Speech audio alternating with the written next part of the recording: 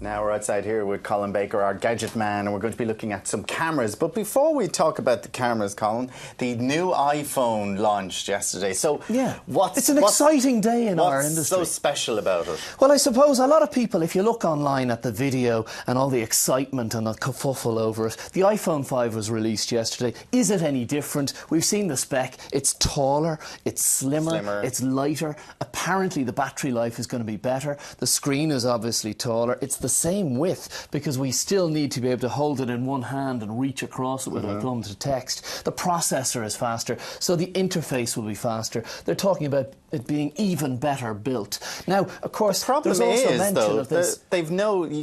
All the stuff that you have at the moment, which your existing iPhone won't do. This is a big problem and a Chargers, big bone of contention. Everything like that. As if they hadn't got enough money. This port was developed back in 2003 on the first iPods, and all the way through, all the iDevices use this port.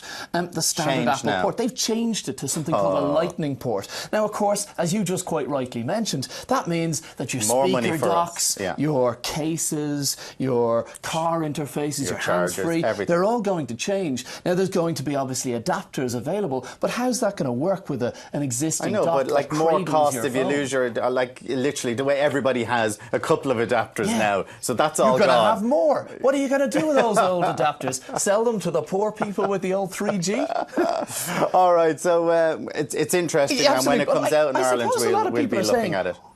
There's nothing exciting there. It's a refinement of what's already out there. What can they do with a small digital device like that? You know, put an espresso machine in it? There really is nothing more feasible, given current technology, that they can do that's going to make you go, oh!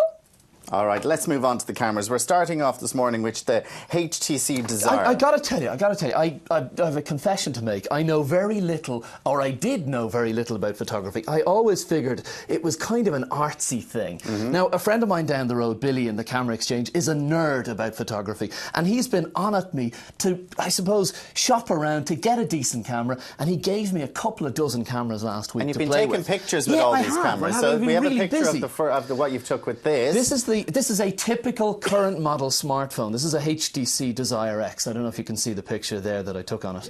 I mean, Let's see an example of the pic. There it is there. So you have good quality. I always make the mistake. You were in a car showroom, were you? Well, I was looking at my dream car. There you go. That's what I want to save up for in about 50 years' time. So that's $399. Well, it starts at as little as free. It depends on the network you go on. It's a typical current model smartphone. And I always thought that a smartphone was enough. I went on holidays recently and all I took was my iPhone.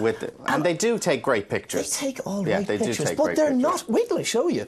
This, for example, and this taught me a big lesson. This is the Nikon Coolpix, and this is available. This one actually here is entirely waterproof and shockproof. This is only €99, and this taught me a bit of a lesson about value. That comes with memory, batteries, everything you need to get started. It has all the usual functions and settings you'd expect.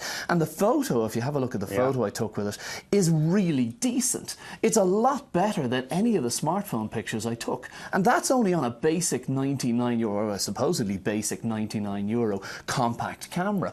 Now, I was impressed. There's anti-shudder features on there, so as you shake the camera around, it dulls the movement, so you don't lose focus.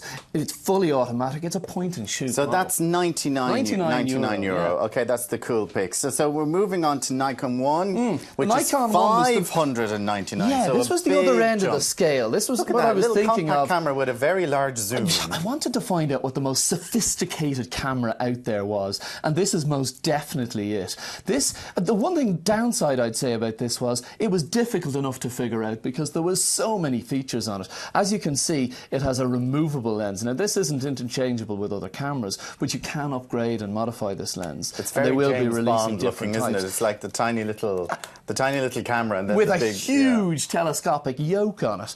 This preemptively takes photos. This is a huge resolution and a massive zoom. And did you notice the difference in the quality of the pictures? Absolutely. If you have a look at the photo I took there, the only thing I would say is it was difficult to come back away from the photo. The zoom was so great. It wasn't that great on wide angle. So, but I mean, a very, very impressive camera and probably worth the money for people who want to look far away. Maybe peeping Toms or something like that. I mean, but literally, it's incredible that you have that on this small sort of little little on this tiny little camera. Don't let it fool you. There's a hell of a lot going on in there. Okay, the Fuji F660. Now, this is one of my favourites, the F660 from Fuji. Again, this is kind of called a bridge camera, apparently. It's sort of a camera. It's a compact camera, obviously, but it still has a decent lens on it, and it has all the features, all the manual adjusters that more professional types and hobbyists might like. So it's kind of the camera you go for if you really want the best, but you still want it to be small and convenient. And that's €249. So it's budget friendly as well. Now the Canon here, well-known Canon. And this was my real lesson. I used to look at people who carried these things around, digital SLRs, and think, look at that big old traditional looking yoke. Why would you carry something as awkward and inconvenient and befuddled looking as that?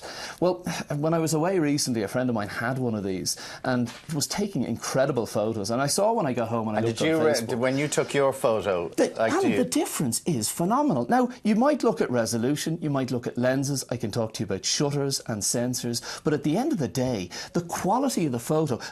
Alan, I'm not a very photogenic man. Some people just don't get very good. Like, you know, on camera, I don't necessarily look that. I look much better in real life, is what I'm saying. You look fabulous, darling. Thank you, Al.